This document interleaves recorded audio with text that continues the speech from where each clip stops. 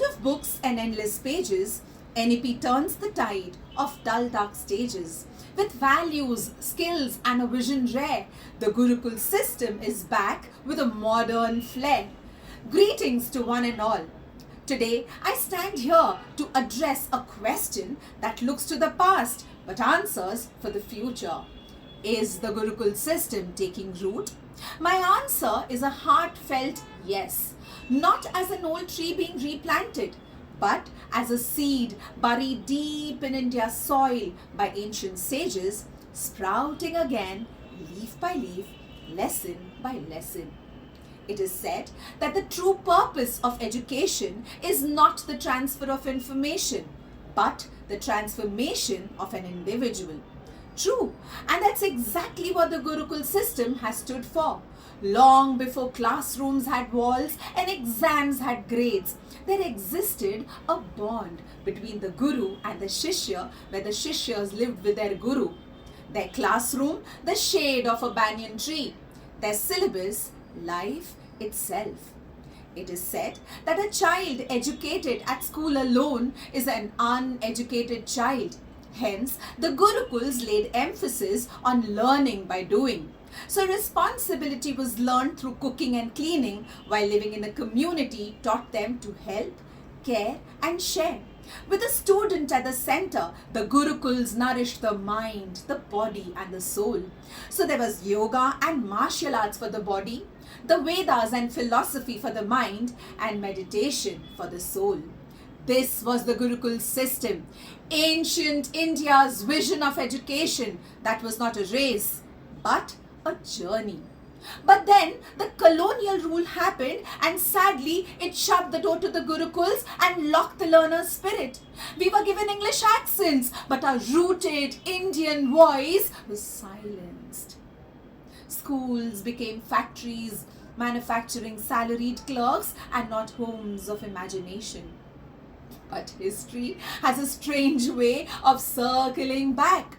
In the middle of modern chaos of satellites, smartphones and smart boards, India dared to ask a powerful question. Can we modernize without losing who we are? And the answer came in the form of the National Education Policy NEP 2020. The NEP believes that education must be holistic, student-centric, value-based and rooted in Indian ethos. Doesn't that sound like the Gurukul spirit?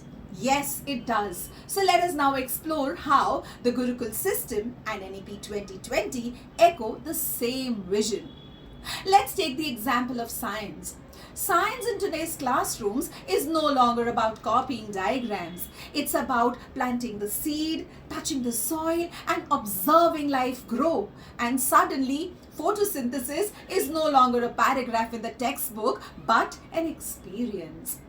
In math today, Vedic techniques are returning. Numbers are no longer fearsome. They are playful, rhythmic and poetic, just like in the Gurukul days. In fact, in languages today, students debate and reflect, much like the Shastra during the Gurukul days. In fact, Indian languages are finding a new life under NEP 2020. Today, a student can choose to study various subjects from different fields under NEP 2020. So although the Gurukul system does exist as it is in India, I strongly believe that even the core principles of the Gurukul system are returning to Indian classrooms in the form of NEP 2020. Not as huts and trees, but as values in classrooms, purpose in textbooks and clarity in minds. However, the question is, are we as educators willing to unlearn, relearn and evolve? Are we willing to shift from mere instruction to pure inspiration? Because it is this willingness that will help us to bring back the Gurukul spirit to Indian classrooms. So let's embrace this blend of the ancient with the modern. Let us shape our students not with pressure but with patience, not with punishment but with purpose, and not with fear but with freedom. In the end, I leave you with these lines.